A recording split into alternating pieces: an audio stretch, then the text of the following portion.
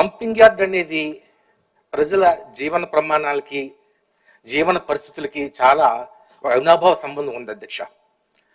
మనం పేదలు ఉండడానికి ఇల్లు కడుతున్నాం, హాస్పిటల్ కడుతున్నాం, స్కూల్ కడుతున్నాం, కానీ డంపింగ్ యార్డ్లకి స్థలం మనం కేటాయించట్లేదు అధ్యక్ష. టౌన్స్లో బాగానే ఉంటున్నాయి, గ్రామాల్లో ఉండట్లేదు అధ్యక్ష.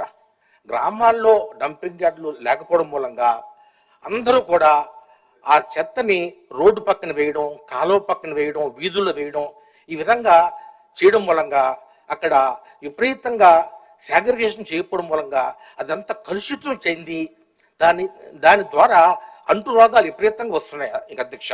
ఇది ఫండమెంటల్ రెస్పాన్సిబిలిటీ, ప్రాథమిక బాధ్యత. స్వచ్ఛమైన నీరుతో పాటు గ్రామాలు స్వచ్ఛంగా శుభ్రత ఉండటం చాలా ఇది మనందరి బాధ్యత.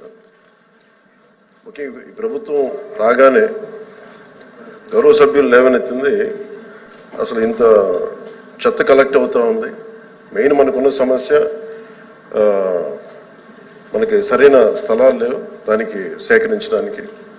వీటన్నిటిని దృష్టిలో పెట్టుకొని మన అధికారులతో కూడా కూర్చొని చెప్పింది ఏంటంటే, ఇప్పుడు మల్టీగ్రేడ్ వాటర్ స్కీమ్ లాగా అసలు మొత్తం మండల్ హెడ్ క్వార్టర్స్గా ఉండి మెయిన్ ఈ డంపింగ్ యార్డ్స్కి సంబంధించి ప్రతి గ్రామం నుండి ప్రత్యేకంగా కొన్ని బండ్లు పెట్టి చెత్తను సేకరణ. ఎందుకంటే కొన్నిసార్లు కొన్ని గ్రామాల్లో స్థలాల సేకరణ కొంచెం కష్టంగా ఉంది. ఎందుకంటే కనీసం స్కూల్స్కి కూడా సెంటు భూమి లేని గ్రామ పంచాయతీలు ఉన్నాయి అధ్యక్ష.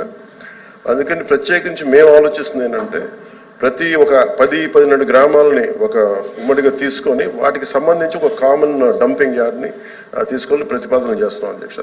దీన్ని కొద్ది రోజుల్లో మీకు దీని మీద ఒక సమగ్రమైన వివరాలు తెలియజేస్తాం.